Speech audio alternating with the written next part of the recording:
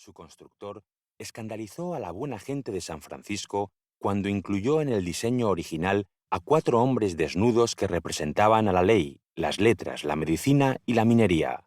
Junto a ellos, colocó a 4 mujeres desnudas que simbolizan la agricultura, el arte, la arquitectura y la electricidad.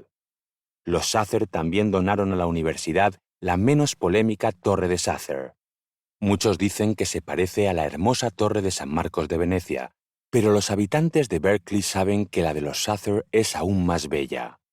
La torre simboliza el ascenso del hombre de su absoluta ignorancia hasta el conocimiento pleno.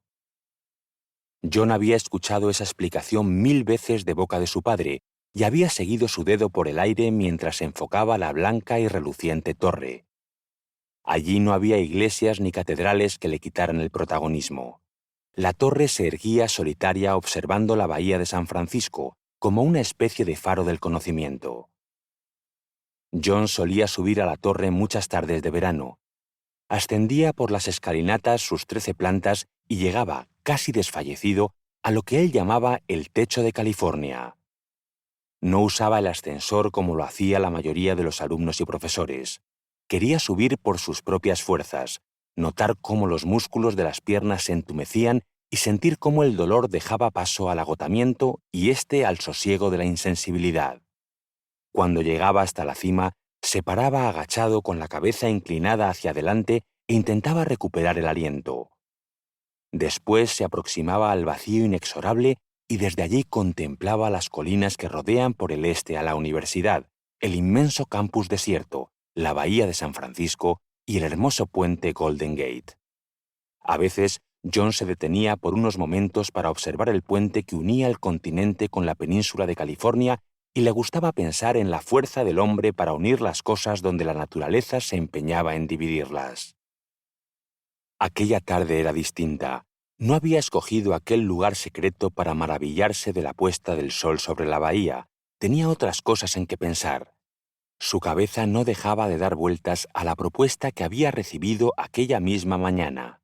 Se había levantado como siempre. Había dejado la habitación de la residencia de estudiantes donde vivía desde hacía 2 años y había atravesado el campus con la mente centrada en su tesis.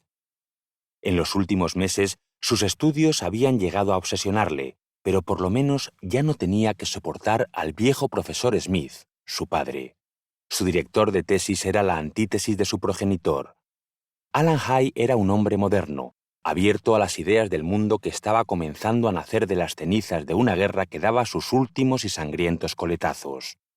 Aquel verano del 1944, los chicos del tío Sam habían desembarcado en Normandía y avanzaban imparables hacia el corazón de Alemania.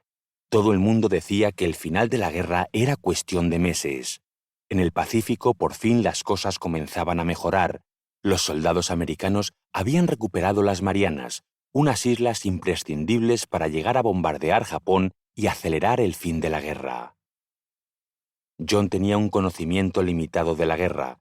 Su condición de estudiante y menor de 22 años le había salvado por ahora del alistamiento obligatorio. Definitivamente, aquella no era su guerra. La única batalla que quería ganar era la de demostrar a su padre que había algo más importante que la literatura, algo que estaba cambiando la concepción del mundo, la ciencia. Cuando llegó al viejo edificio de climatología de la universidad, su anodina fachada de ladrillos rojos apenas estaba iluminada por el sol de julio. Los pasillos permanecían en penumbra y solo la luz del despacho de Hay al fondo delataba algo de vida en la planta. Entró en el despacho sin llamar y vio a su profesor con un apuesto caballero vestido con un impecable traje gris. Aunque su atuendo era civil, a John no se le escapó el rígido comportamiento del hombre, que se puso en pie como si tuviera un resorte, con la espalda recta y los brazos caídos ante él. ¿Qué hacía aquel hombre del gobierno en el despacho de su director de tesis, Alan Hay? Su aspecto no se diferenciaba mucho de los rudos militares que asaltaban a los estudiantes mientras descansaban en los jardines para animarles a alistarse, pensó John al observarle detenidamente. John los conocía muy bien, pero nunca había tenido que evitarlos. Era invisible a los reclutadores de las Fuerzas Armadas. Pero había algo que hacía diferente a aquel individuo, algo inquietante y atrayente al mismo tiempo.